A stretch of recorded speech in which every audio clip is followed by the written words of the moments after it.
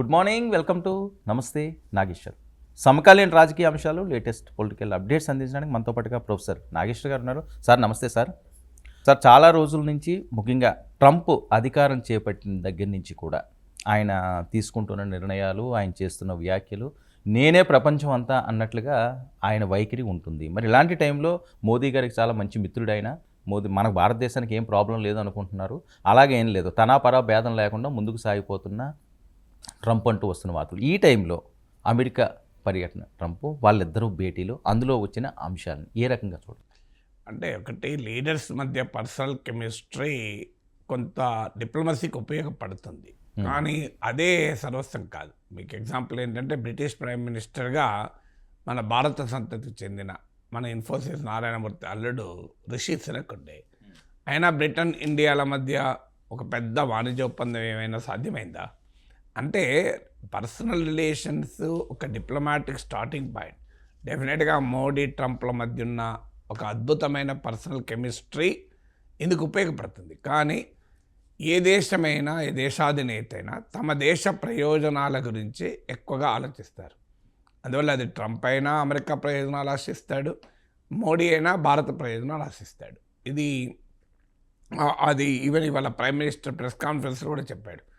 Trump నుంచి నాకు నచ్చేది, నేను నేర్చుకునేది తన దేశ ప్రయోజనాల కొరకు గట్టిగా నిలబడడం అని.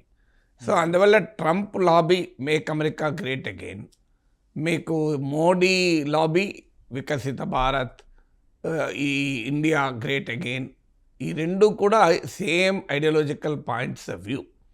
అంటే తమ దేశము, తమ దేశ ప్రయోజనాల కొరకు నిలబడడం అనేది ఒక సబ్స్టాన్షియల్గానే కాదు, ఈ ఇద్దరు నేతలు కూడా ఆప్టిక్స్లో కూడా ముఖ్యం.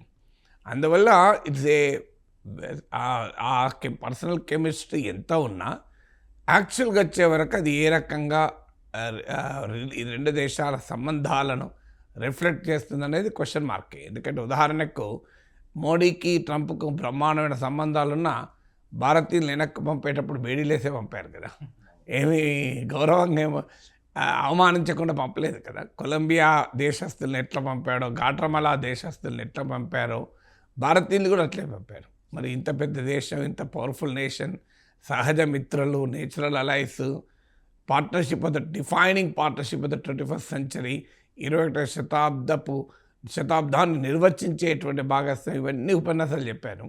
అల్టిమేట్గా కొలంబియా, గాట్రమలా లాంటి దేశస్తులకు ఏ రకమైన ట్రీట్మెంట్ ఇచ్చారో ఇండియన్స్ కూడా అదే రకమైన ట్రీట్మెంట్ ఇచ్చారు.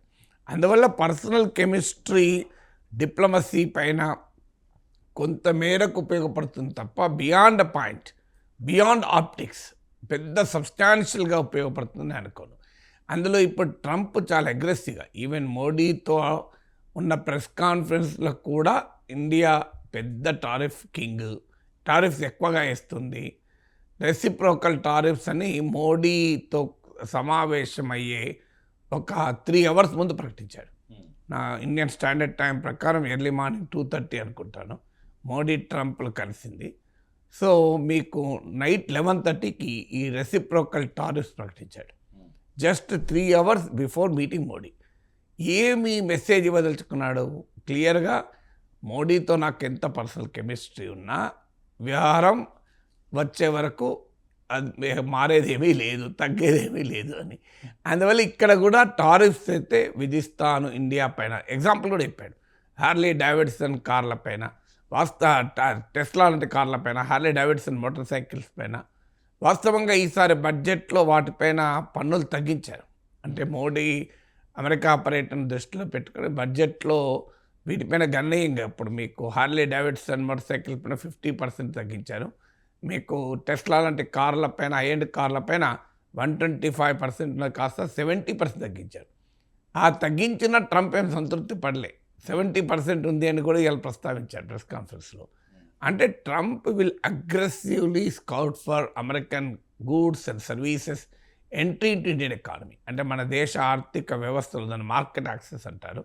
అమెరికా వస్తువుల్ని, అమెరికా సేవల్ని అమ్మటానికి చాలా అగ్రెసివ్గా ప్రయత్నం చేశాడు కూడా. ఇవాళ ఓపెన్ చెప్పాడు, $100 billion డెఫిసిట్ ఉంది, దాన్ని మరి ఆ ఫిగర్ వెరిఫై చేయాలి. ట్రంప్ చాలా చెప్తుంటాడు, అది ఆధారాలతో సంబంధం లేకుండా చెప్తుంటాడు ట్రంప్. సో చూడాలి ఎంత ఎగ్జాక్ట్గా ట్రేడ్ డెఫిసిట్ ఎంత ఉంది అని. సో $100 బిలియన్ ఉంది, దీన్ని తగ్గించాల్సిందే అని. ఇప్పుడు అమెరికా నుంచి పెద్ద ఎత్తున ఎనర్జీ కొనటానికి ఇండియా సిద్ధమవుతుంది. ఇప్పుడు ఈ పర్యటనలో అమెరికాకు ట్రంప్కు రుచించేది, భారత్ అంగీకరించింది ఏంటంటే ఈ అమెరికా నుంచి ఎనర్జీ ఇంపోర్ట్స్ను మనం పెంచుకోబోతున్నాం. ఇది నిజంగా ఇండియాకు ఎంత లాభదాయకము.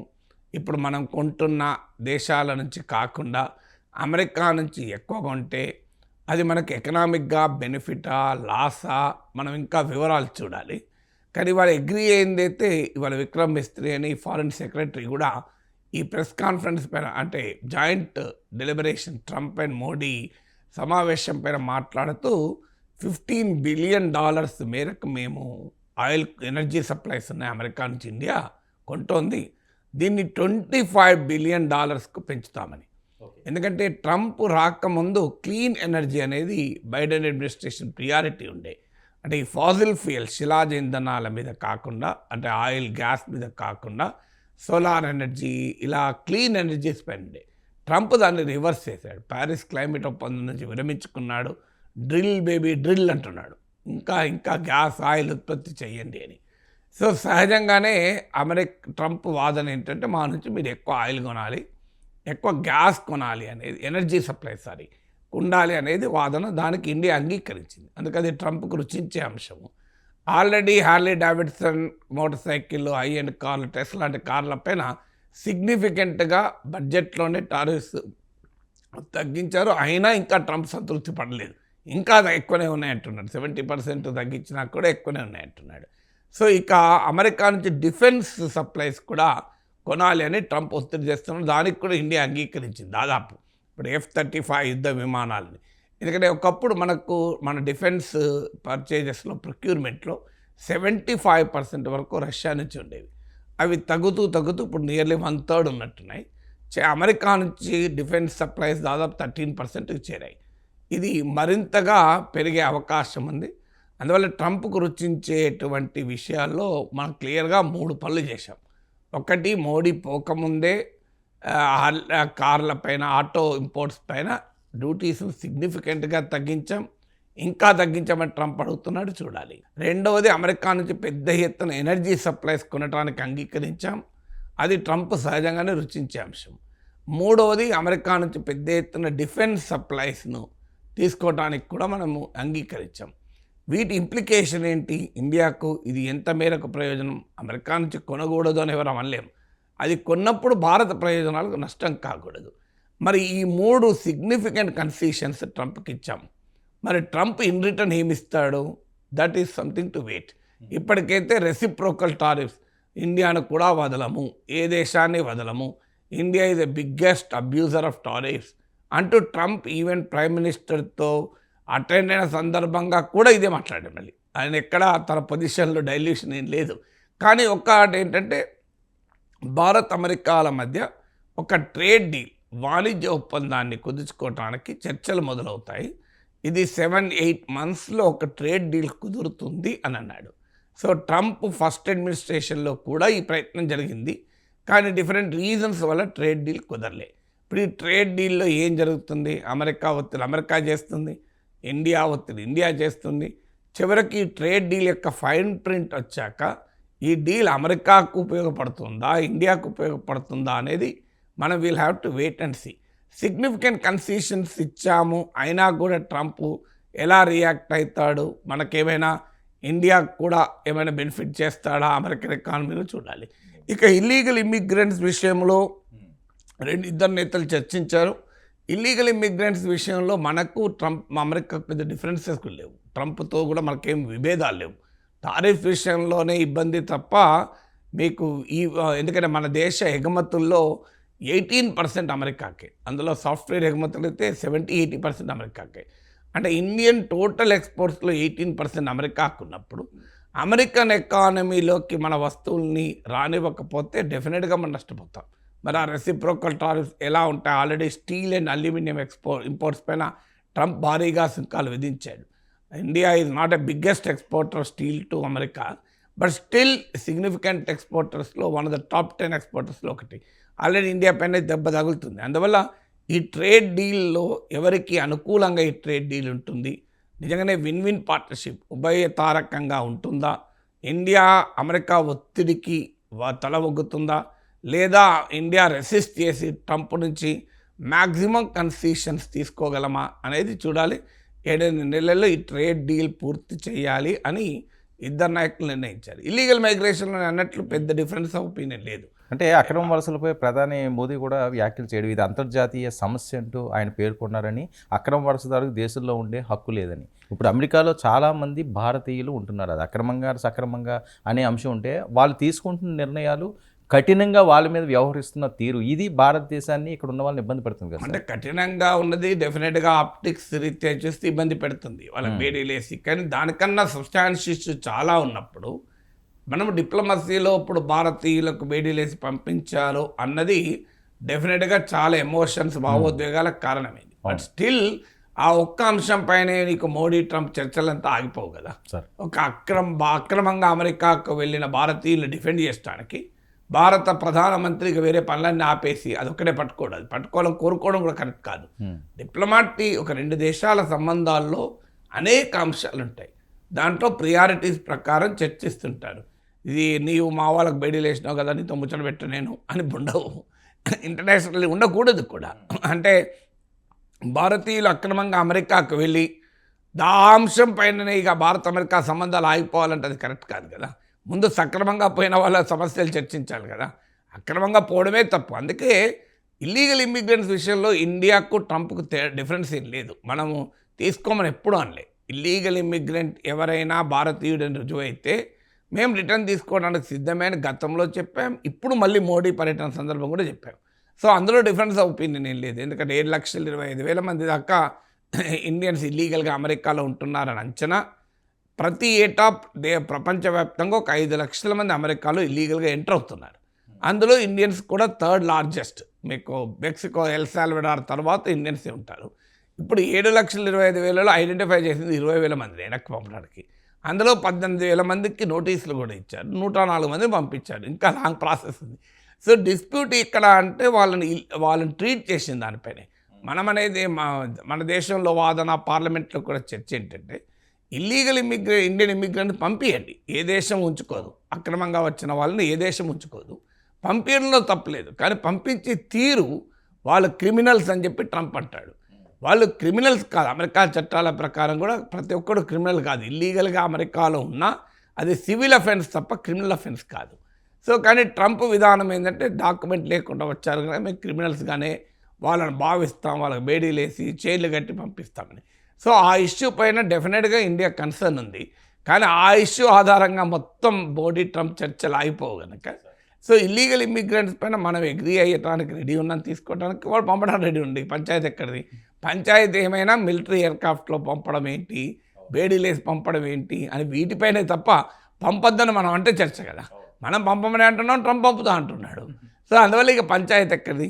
ఇక కౌంటర్ టెర్రరిజం లాంటి అంశాలపైన భిన్నాభిప్రాయం ఏం లేదు. Trump is always tough on terrorism also. కానీ అమెరికా ట్రంప్ ఉన్నా, క్లింటన్ ఉన్నా, బైడెన్ ఉన్నా అమెరికాకు తనకు ఉపయోగపడేవాడు టెర్రరిస్ట్ అయినా ఉపయోగించుకుంటుంది. తనకు వ్యతిరేకంగా ఉన్నవాడిని టెర్రరిస్ట్ ఉంటుంది. That is an American stand. పైకి ఎన్ని చెప్పినా ఇప్పుడు తాహిర్ ఇస్మాయిల్ రానా వాడిని 26/11 బాంబు దాడుల్లో ముద్దాయిన వాడిని ఇండియాకి అప్పచెప్పడానికి రెడీ అయ్యారు. అది ఓకే, కానీ అది ఒక్కటే సరిపోదు. ఫండమెంటల్గా ఇలా ఖలిస్తాన్ వాదులకు మీకు అమెరికాలో పన్నులు అంటాడు, బహిరంగంగా తిరుగుతున్నాడు. ఈవెన్ ట్రంప్ ప్రమాణ స్వీకారం కూడా హాజరయ్యాడు. అందువల్ల ఈ టెర్రర్ ఇకో సిస్టానికి ప్రపంచవ్యాప్తంగా అమెరికా అనుసరిస్తున్న వైఖరి, అమెరికా తలుచుకుంటే పాకిస్తాన్ 2 నిమిషాల్లో తీవ్రవాదాన్ని ఆపాలి, కానీ ఆపుతుందా? సో అందువల్ల అమెరికన్ పాలసీలో మార్పు ఉంటుందని అనుకోను, పైకి చెప్తారు తప్ప. ఇక మీకు ఈ ఇల్లీగల్ ఇమ్మిగ్రెంట్స్లో మోడీ ఒక ప్రతిపాదన చేసింది ఏంటంటే దీని ఇకో సిస్టాన్ని డిస్మాంటిల్ చేయాలి. కరెక్ట్ అది. ఎందుకంటే ఇప్పుడు ఇండియాకి ఎట్లా వస్తున్నారు, బేడీలు కట్టేస్తున్నారు, వాళ్ళను మిలిటరీ ప్లేన్లు వస్తున్నారు, ఇవన్నీ కన్సర్న్ రైజ్ చేయాల్సిందే, కాదని ఎవరు అనడం లేదు. కానీ ఫండమెంటల్ క్వశ్చన్ ఏంటి, అసలు ఎందుకు వెళ్తున్నారు, ఎలా వెళ్తున్నారు? దీనికి ఇండియాలో, అమెరికాలో కూడా సపోర్ట్ సిస్టమ్ లేకుండా వెళ్ళగలుగుతారా అందువల్ల ఈ సపోర్ట్ సిస్టమ్, దీన్ని మోడీ ఇకో సిస్టమ్ అన్నాడు, కరెక్ట్. అది ఈ ఇల్లీగల్ ఇండియన్ మైగ్రేషన్కు మద్దతుగా ఉన్న ఇకో సిస్టాన్ని డిస్మాంటిల్ చేయాలి అని ఒక సబ్స్టాన్షియల్ ప్రతిపాదన మన ప్రైమ్ మినిస్టర్ చేశాడు, కరెక్ట్. అది ట్రంప్ కూడా దానికి అనుకూలంగా స్పందిస్తారని ఆశిస్తున్నా అన్నాడు. ఇది ఒక అవకాశం కూడా. Why should Indians go illegal to America? మనం భారతీయులు అమెరికాకి ఇల్లీగల్గా పోవాలని కోరుకోకూడదు కదా. లీగల్గా వెళ్ళే వారికి ప్రొటెక్షన్ ఉండాలి. మన విద్యార్థులకు ఓపీటీ, ఆప్షనల్ ప్రాక్టికల్ ట్రైనింగ్ అవకాశం ఉండాలి. మన H1B వీసాల పైన పరిమితులు ఎత్తేయాలి. మన green card process slow down అయింది. వీటిపైన మాట్లాడచ్చేమో, కానీ why should we speak on illegal entry? పేదవాళ్ళే కావచ్చు, వాళ్ళు మోసపోతున్నారు. ఈ ఈకో సిస్టాన్ని డిస్మాంటిల్ చేయాలని ప్రైమ్ మినిస్టర్ మోడీ ప్రతిపాదించాడు. అది సబ్స్టాన్షియల్ ప్రతిపాదన. అందుకే మన సింబాలిక్ అంశాలపైన అబ్సెస్ అయిపోయి కీలకమైన సబ్స్టాన్షియల్ అంశాలు వదిలేయకూడదు. ఇప్పుడు ఉదాహరణకు బేడీలు మిలిటరీ హెలికాప్టర్లు ఎందుకు పంపావు, బేడీలు ఎందుకు వేసావు అంటే ట్రంప్ ఏమంటాడు, వాళ్ళు క్రిమినల్స్, మేము అట్టలేస్తామంటాడు. ఎక్కడ తెలుస్తుంది అది? అయితే అదే సమయంలో మనం దానిపైన నోరు మూసుకొని కూర్చోవాలా? కూర్చోకూడదు. కొన్ని అంశాలపైన మనం ప్రొటెస్ట్ చేసి వదిలేయాలి. బియాండ్ పాయింట్ మనం దాన్ని ప్రెషరైజ్ చేయలేం డిప్లొమసీలో. కానీ మేము ప్రొటెస్ట్ కూడా చేయమనడం కరెక్ట్ కాదు. ఒక సెల్ఫ్ రెస్పెక్టింగ్ నేషన్ ఖచ్చితంగా కొన్ని అంశాలపైన ఏ పద్ధతిలో ప్రొటెస్ట్ చేయాలో ఆ పద్ధతిలో ప్రొటెస్ట్ చేయాలి. నేను మోడీ వెళ్ళి ట్రంప్ గలబట్టుకొని మా వాళ్ళకి బెడ్డలేస్తావా అని అడుగునట్టలేను. మోడీతో చర్చల్లో రైజ్ చేస్తావా, పోనీ యొక్క ఫారిన్ మినిస్టర్ లెవెల్లో రైజ్ చేస్తావా, ఫారిన్ సెక్రటరీ లెవెల్లో రైజ్ చేస్తావా, there should be some reaction. ఎందుకంటే ఒక మెసేజ్ పంపాలి కదా. అన్ఫార్చునేట్లీ మోడీ గవర్నమెంట్ ఈ మోడీ అమెరికా పర్యటన సందర్భంగా వచ్చింది కనుక we did not even protest. పైగా జయశంకర్ ఫారిన్ మినిస్టర్ పార్లమెంట్లో ఒక రకంగా సమర్థిస్తూ మాట్లాడాడు. అమెరికా SOP ఉంటుంది, అది వాళ్ళ పద్ధతి, 2030 నుంచి అట్లనే పంపుతున్నారు అని. అట్లీస్ట్ నేను అనేది ఏంటంటే మోడీ ట్రంప్ చర్చలు అది ఫిగర్ అవుతుందా కాదా అనేది క్వశ్చన్ కాదు. ఫిగర్ కావాలని మనం కోరలేము కూడా, ఎందుకంటే అనేక ఇతర ఇష్యూస్ ఉంటాయి, ఇది ఒకటే కాదు కదా. కానీ అట్లీస్ట్ సమ్ సింబాలిక్ ప్రొటెస్ట్ అయినా ఇండియా చేసి ఉండాల్సిందే even before Modi visit to US. కానీ అన్ఫార్చునేట్లీ అది చేయకపోగా పార్లమెంట్లో సమర్థించే రీతిలో మన ఫారిన్ మినిస్టర్ మాట్లాడు. Foreign minister is a wonderful diplomat, out standing intellectual, చాలా విషయాల్లో చాలా ఎఫెక్టివ్గా ఇండియా వాయిస్ చెప్పినతను. ఈవెన్ రష్యా నుంచి ఆయిల్ కొనడం కావచ్చు, అనేక అంశాల్లో ఫోర్త్ రైట్గా అద్భుతంగా కమ్యూనికేట్ చేసిన వ్యక్తి.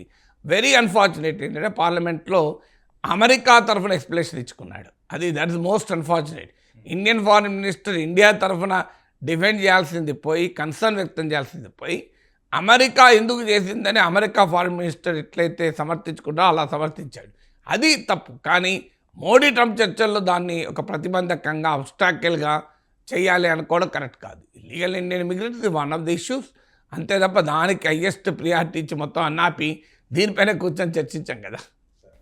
సార్ ఏంటి భారత్ చైనా సమస్యలపై ట్రంప్ వ్యాఖ్యలు అంటే ప్రతి అంశంలోనూ నా పాత్ర ఉండాలి, నా వేలు పెట్టాలి అని చూసే వైఖరియా ట్రంప్ది? ఇది ట్రంప్ వైఖరి కాదు, అమెరికా వైఖరి. చాలామందికి అర్థం కావాల్సింది ఏంటంటే ప్రెసిడెంట్గా ట్రంప్ ఉండొచ్చు, రిపబ్లికన్ ఉండొచ్చు, బైడెన్ డెమోక్రట్ ఉండొచ్చు, ఫండమెంటల్గా పాలసీస్లో పెద్ద సబ్స్టాన్షియల్ మార్పు రావు.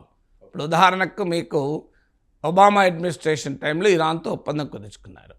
ట్రంప్ వచ్చాక దాన్ని రద్దు చేశాడు. రద్దు చేసి ఇరాన్ పైన ఆంక్షలు పెట్టాడు. బైడెన్ వచ్చాక ఆంక్షలు తీసేశాడా? మళ్ళీ ఆంక్షలు కంటిన్యూ అయినాయి అలాగే. సో అందువల్ల సబ్స్టాన్షియల్ మీకు ఒబామా ఇండియాకు వచ్చినప్పుడు కూడా మన ప్రైమ్ మినిస్టర్ మన్మోహన్ సింగ్తో జాయింట్ ప్రెస్ కాన్ఫరెన్స్ అడ్రస్ చేశాడు. ఒబామా ఏమన్నాడు? ఇండియా పాకిస్తాన్ల మధ్య ఉన్న ద్వైపాక్షిక విభేదాల్ని బైలేటరల్ డిస్ప్యూట్ పరిష్కరించే విషయంలో మీడియేట్ చేస్తానికి తాను సిద్ధమే అని ప్రకటించాడు. Obama was considered to be more friendly to India, more liberal, more democrat. వెంటనే మన మన్మోహన్ సింగ్ మౌనముని అని అందరూ అంటారు మాట్లాడాడు, కానీ సూటిగా అమెరికన్ ప్రెసిడెంట్ పక్కనుండగా చెప్పాడు, we do not accept any third party mediation in our disputes with our neighbours అని స్పష్టంగా చెప్పాడు. ఇన్ ఫ్రంట్ ఆఫ్ ఒబామా చెప్పాడు. అది కూడా మన్మోహన్ సింగ్ చాలా సైలెంట్గా ఉంటాడంటాడు. సైలెంట్గా వెళ్ళాడు, చాలా బిగ్గరగా చెప్పాడు. సో అందువల్ల మొదటి నుంచి అమెరికా విధానం రెండు దేశాల బైలేటరల్ డిస్ప్యూట్స్లో కూడా పుల్లబెట్టి మేము చర్చలకు వస్తాం, మేము మీకు మీడియేట్ చేస్తామని. ఇండియా కన్సిస్టెంట్ స్టాండ్, మరో దేశ మీడియేషన్ మనం అంగీకరించాం. అది చైనాతో కానీ, అది పాకిస్తాన్తో కానీ, అది నేపాల్తో కావచ్చు, అది బంగ్లాదేశ్తో కావచ్చు. మనకు ఏ కంట్రీతో డిస్ప్యూట్ ఉంటే ఆ కంట్రీతో నేరుగా మాట్లాడుకుంటాం. కానీ మిత్ర దేశమైనా, శత్రు దేశమైనా, మూడవ దేశ మధ్యవర్తిత్వాన్ని మనం అంగీకరించాం. ఎందుకంటే ఇప్పుడు ట్రంప్ వచ్చి ఇండియా చైనా పంచాయతీ తీరుస్తాడా? ఏం తీరుస్తాడు? ఆయన అమెరికాకు ఉపయోగపడే రీతిలో తీరుస్తాడు. ఇండియాకు ఉపయోగపడేలా తీరుస్తాడా? అందువల్ల ఇది రష్యా ఉక్రెయిన్ కాన్ఫ్లిక్టో, ఇది ఇజ్రాయెల్ హమాస్ కాన్ఫ్లిక్టో కాదు. This is a self respecting country. India is capable of solving its own problems with neighbours. అందుకే ఈ ట్రంప్ ప్రెస్ కాన్ఫరెన్స్లో మరోసారి అన్నాడు, ప్రైమ్ మినిస్టర్ మోడీ సమక్షంలో అన్నాడు, మేము ఇండియా చైనా మధ్య చాలా డిస్ప్యూట్స్ ఉన్నాయి, వైలెంట్ కూడా జరిగింది టెన్షన్లో, నేను if I'm of any help I'm ready to help అని. సో మొదలు అది మన రేపు ఉదాహరణకు అమెరికాకు డెన్మార్క్కు గ్రీన్లాండ్ విషయంలో డిస్ప్యూట్ నడుస్తుంది. ఇండియా కూడా మధ్యవర్తిత్వం వహిస్తాను, ట్రంప్ ఊరుకుంటాడా? అమెరికాకు చైనాకు మధ్య ఘర్షణ ఉంది, ఇండియా మధ్యవర్తిత్వం కల్పిస్తాం, మీరు కావాలంటే నేను మాట్లాడతా జింపింగ్తో అని మోడీ అంటాడా? అంటే ఆమెను ట్రంప్ ఒప్పుకుంటాడా? అమెరికాకు కెనడాకు అమెరికాకు మెక్సికోకు ట్రేడ్ డిస్ప్యూట్ నడుస్తున్నాయి, భారతదేశం మధ్యవర్తిత్వాన్ని రెడీ ఒప్పుకుంటాడా? పనామా కెనాల్ విషయంలో అమెరికాకు పనామాకు వివాదం నడుస్తుంది, భారతదేశం అందులో జోక్యం చేసుకుంటాన ట్రంప్ ఒప్పుకుంటాడా? అందువల్ల ఇదే అమెరికా ఎలా సెల్ఫ్ రెస్పెక్టింగ్ కంట్రీ, ఇండియా కూడా సెల్ఫ్ రెస్పెక్టింగ్ నేషన్. అందువల్ల చైనాతో విభేదాల్ని తనకు అనుకూలంగా ఉపయోగించుకుందామని అమెరికా ప్రయత్నం. ఇప్పటికే భారతదేశం అందుకు అనేక స్కోప్ కూడా ఇచ్చింది. మనం అమెరికా నాయకత్వంలో చైనా వ్యతిరేక కూటమి క్వాడ్లో భాగస్వామయ్యాం, America, Japan, Australia, India. So అందువల్ల మనం ఇప్పటికీ చైనాను నియంత్రించడానికి ఇండియన్ ఓషన్ ఈ ఇండో పసిఫిక్ ప్రాంతంలో మనం అమెరికాకు అనుకూలంగానే వ్యవహరిస్తున్నాం. పైగా మేమే వచ్చి కూర్చొని చర్చలు జరుపుతాను అంటే that no self respecting nation will allow. ఇదేమీ ఇంటర్నేషనల్ డిస్ప్యూట్ కాదు కదా ట్రంప్ వచ్చి మీడియేట్ చేయడానికి. ఇండియా చైనా, ఇండియా పాకిస్తాన్, లేదు ఇంకే దేశానికైనా విభేదాలు ఉంటాయి, రెండు దేశాలు కూర్చుంటాయి, రెండు దేశాలు mature nations, they can SIT and they can resolve it. అందువల్ల థర్డ్ పార్టీ మీడియేషన్ భారత్ అంగీకరించదు. ఇలా ఫారెన్ సెక్రటరీ విక్రమ్ మిస్త్రీ బ్రీఫింగ్లో కూడా అడిగారు ఈ ప్రశ్న. ట్రంప్ ప్రతిపాదించాడు కదా, చైనా ఇండియా డిస్ప్యూట్స్లో మేము కావాలంటే నేను సహకరిస్తాను అంటే ఫారెన్ సెక్రటరీ క్లియర్గా చెప్పాడు, మీకు తెలుసు, అందరికీ తెలుసు what is India stand. Bilateral డిస్ప్యూట్స్లో మేము బైలేటరల్గానే పరిష్కరించుకుంటాం. This is India's time tested stand, independent of whether there is China, Pakistan or America or Russia, doesn't matter. అందువల్ల ఆ క్వశ్చన్ ఉత్పన్నమే కాదు. సో అమెరికాకు ఉండే ప్రాపన్సిటీ అది. అమెరికా మొదటి నుంచి కూడా రెండు దేశాలు గొడవ పెట్టుకుంటే అందులో దూరి తనకు అనుకూలంగా ఆ సమస్యను పరిష్కరించే ప్రయత్నం చేస్తూనే ఉంటుంది అమెరికా గ్లోబల్ డామినేషన్ కొరకు. కానీ India will never allow. India is not a weak country కదా. సరే, ఏంటి ఉక్రెయిన్ యుద్ధంపై ట్రంప్ చేసిన వ్యాఖ్యలు, అసలు ట్రంప్ రోడ్ మ్యాప్ ఏంటి అన్నది చాలా మందిలో ఆసక్తి కలిగిస్తున్న అంశం. అంటే ఒకటి, ట్రంప్ క్లియర్గా రోడ్ మ్యాప్లో ఫస్ట్ గోల్ పోస్ట్ ఏంటి, యుద్ధం ఆగాలి అని. ట్రంప్ ఎన్నికలకు ముందు నుంచి చెప్పాడు, ఇప్పుడు చెప్తున్నాడు, this blood shed should stop అని. సో ఈ యుద్ధం ఆగాల్సిందే అని. అఫ్కోర్స్ వరల్డ్ వైడ్గా యుద్ధాలు ఆగాలి అని ఒక ఉపన్యాసం ఇచ్చాడు, శాంతి ప్రసంగం. అమెరికా $915 బిలియన్ వెపన్స్ పైన ఖర్చు పెడుతోంది, రష్యా $100 బిలియన్ ఖర్చు పెడుతోంది, చైనా $450 బిలియన్ ఖర్చు పెడుతోంది. ఇవన్నీ కలిపితే మీకు ప్రపంచంలో చాలా అనేక విషయాలకు ఉపయోగించవచ్చు. ఒకవేళ అమెరికా, రష్యా, చైనా మధ్య సంబంధాలు కనుక నార్మలైజ్ అయితే ఆయుధాలపైన ఇంత ఖర్చు పెట్టాల్సిన అవసరం ఉండదు. ముఖ్యంగా న్యూక్లియర్ వెపన్స్ని తగ్గించుకోవాలి అంటూ ఒక శాంతి సందేశం ఇచ్చారు, నోబెల్ పీస్ ప్రైజ్ కోసం అనుకుంటా. సో అందుకని అది ఇవాళ ప్రపంచంలో అత్యధికంగా డిఫెన్స్ స్పెండింగ్ చేసే కంట్రీ అమెరికా. అత్యధికంగా ప్రపంచవ్యాపితంగా తన సైన్యాన్ని మోహరించిన దేశం అమెరికా. ప్రపంచవ్యాపితంగా ఆయుధాలు అమ్ముకుంటూ బతికే దేశంలో అమెరికా అగ్రగామి. అమెరికన్ ఎకానమీని మిలిటరీ ఇండస్ట్రియల్ కాంప్లెక్సెస్ నడుపుతూ ఉంటాయి. భారతదేశానికి అమెరికా యుద్ధ విమానాలు ఇస్తుంది, పాకిస్తాన్కు యుద్ధ విమానాలు ఇస్తుంది. అంటే మీరిద్దరు మా విమానాలతో కొట్టుకోండి అని, ఎందుకంటే మాకు వ్యాపారం చేసుకుంటాం. జోక్ ఏంటంటే మనకు F-16 పాకిస్తాన్కి ఇచ్చాడు, ఇప్పుడు F-35 మనకి ఇస్తాడట. అంటే అమెరికా యుద్ధ విమానంలో భారత సైనికులు, భారత ఎయిర్ ఫోర్సు, అలాగే అమెరికా యుద్ధ విమానంలో పాకిస్తాన్ సైనికులు గగనతలలో కొట్టుకోవాలి. రెండు అమెరికా విమానాలే. అప్పుడు ఏమవుతాయి, మనము అమెరికా దగ్గర కొంటాం, పాకిస్తాన్ దగ్గర కొంటాం. అందువల్ల ఇది ఆయుధ వ్యాపారం చేసుకునే దేశంలో అమెరికా టాప్ కంట్రీ. అందువల్ల అమెరికా శాంతి గురించి మాట్లాడితే ఆశ్చర్యం వేస్తుంది, బట్ శాంతి సందేశం అయితే ఇచ్చాడు. యుక్రెయిన్ విషయంలో ట్రంప్ స్పష్టంగా యుద్ధం ఆగాలి అని చెప్తున్నాడు.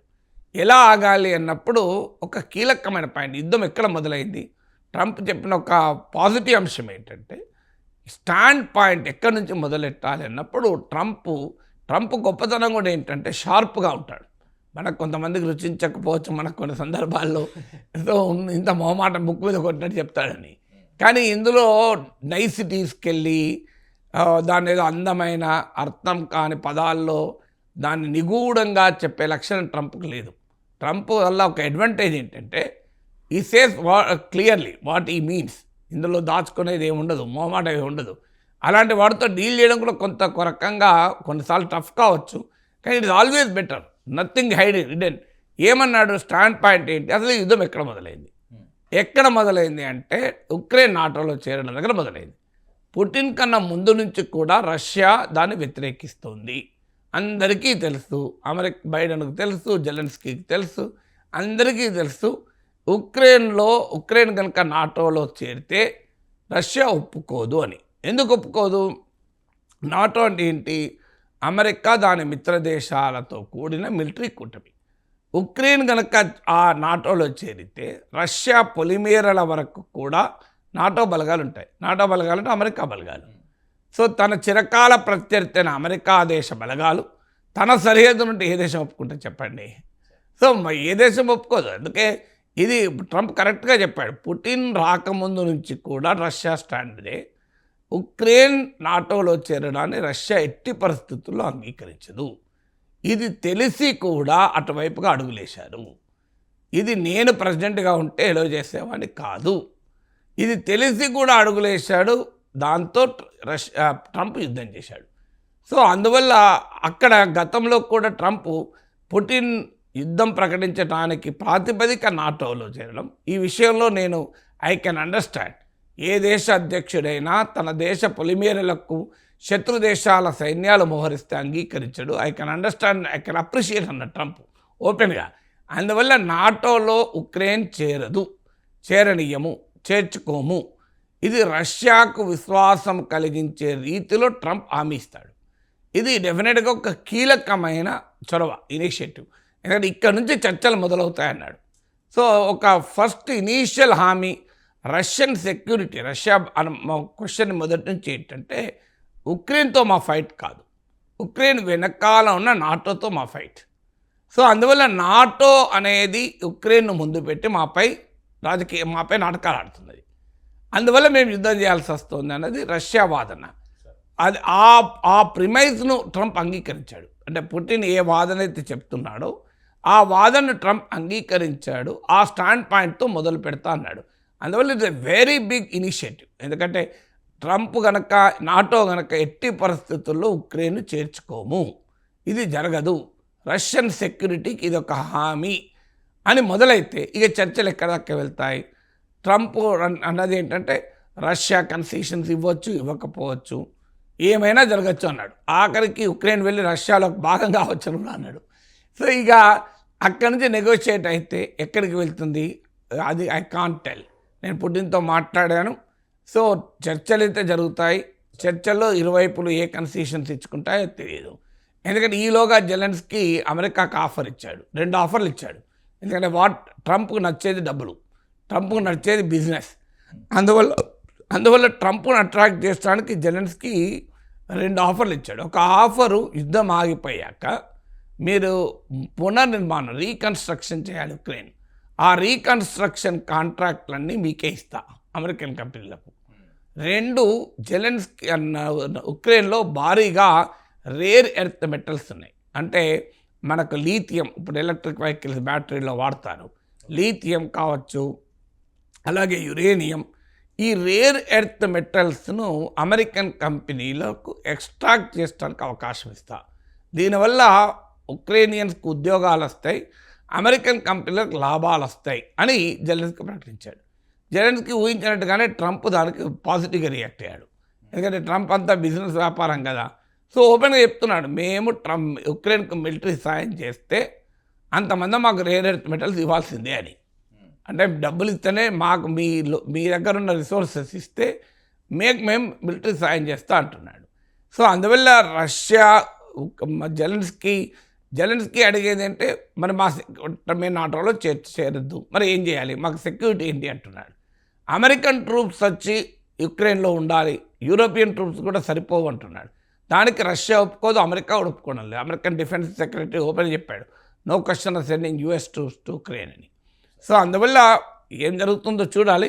బట్ ఒక కీలకమైన ముందడుగు ఏంటంటే నాటోలో ఉక్రెయిన్ చేరదు అనే స్టాండ్ పాయింట్తో చర్చ మొదలు పెడతామన్నాడు.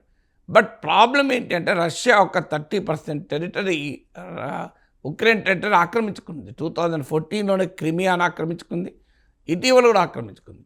రష్యన్ టెరిటరీలో కురుస్క్ ప్రాంతంలో కొద్ది భాగమే ఉక్రెయిన్ చేతిలో ఉంది.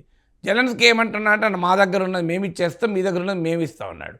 కానీ సమస్య ఏంటంటే ఉక్రెయిన్ దగ్గర ఉన్నది 1 పైసా అయితే రష్యా దగ్గర ఉన్నది 30 పైసా. సో అందువల్ల రష్యా ఎందుకు అంగీకరిస్తుందా? ట్రంప్ మాత్రం ఉక్రెయిన్కు జస్టిస్ చేసే రూపంలో ఏం కనబడతలేడు. తొందరగా యుద్ధం ఆగిపోయి అమెరికాకు లాభం వచ్చే రీతిలో యుద్ధం ఆగిపోవాలని ఆలోచిస్తున్నాడు. సో బట్ ఆ నెగోషియేషన్స్లో ఏ రకంగా ముందుకెళ్తాయి, ఒక్క అమెరికానే కాదు ఇక్కడ యూరోప్ కూడా ఒక big player. How will European countries decide? కానీ ఇక్కడ ఉక్రెయిన్కి అర్థం కావాల్సింది, ప్రపంచానికి అర్థం కావాల్సింది, you can never outsource your security. ఇప్పుడు జెలెన్స్కీ చేస్తున్న తప్పేంటంటే అమెరికాపై ఆశపడి రష్యాతో యుద్ధం మొదలుపెట్టాడు. అమెరికా ఇవాళ ట్రంప్ వచ్చాడు, చలో నథింగ్ డూయింగ్ అంటున్నాడు. ఎప్పుడు కూడా నీ శక్తి పైన నువ్వు యుద్ధం అన్న చేయాలి, శాంతన్న కుదుర్చుకోవాలి. నీ శక్తి వదిలేసి ఇతరుల మద్దతు బలం మీద ఆధారపడి మా దాదా వస్తాడు, మా దాదా చూసుకుంటాడు అంటే మీ దాదా ఎప్పటికి ఉండడు కదా నీ పక్కన. దాదా ఇంట్రెస్ట్లో దాదాకు ఉంటాయి. ఇప్పుడు అదే జరిగింది. అందుకే మనం ఇప్పుడు ఇండియా చైనా రిలేషన్స్లో అమెరికా మధ్యవర్తిత్వం అంటే ఇండియా కాదని ఎందుకంటుంది. ఇవాళ అమెరికా వస్తే రేపు అమెరికా పక్కా జరుగుతుంది. అప్పుడేంటి, మన సమస్యలు మనం పరిష్కరించుకోవాలి. ఉక్రెయిన్ చేసిన మిస్టేక్ ఏంటంటే రష్యాతో ఉండే సమస్యలు బయలేటరల్గా పరిష్కరించుకోకుండా అమెరికాను యూరోప్ను అండదండలు నమ్మకంతో యుద్ధాన్ని దిగింది. అది ఇప్పుడు యూరోప్ చేతులు ఎత్తేస్తుందో అమెరికా చేతులు ఎత్తేస్తుంది, ఉక్రెయిన్ అన్యాయానికి గురవుతోంది. అందువల్ల లెటర్సీ ఒకటి మాత్రం డెఫినెట్, యుద్ధం ఆగాలంటున్నాడు. నాటోలో ట్రంప్ ఉక్రెయిన్ చేరడాన్ని రష్యా వ్యతిరేకిస్తుంది, దాన్ని అర్థం చేసుకోవాలంటున్నాడు. ఇక అక్కడి నుంచి ఎటువైపు ప్రొసీడ్ అవుతుందో చూడాలి.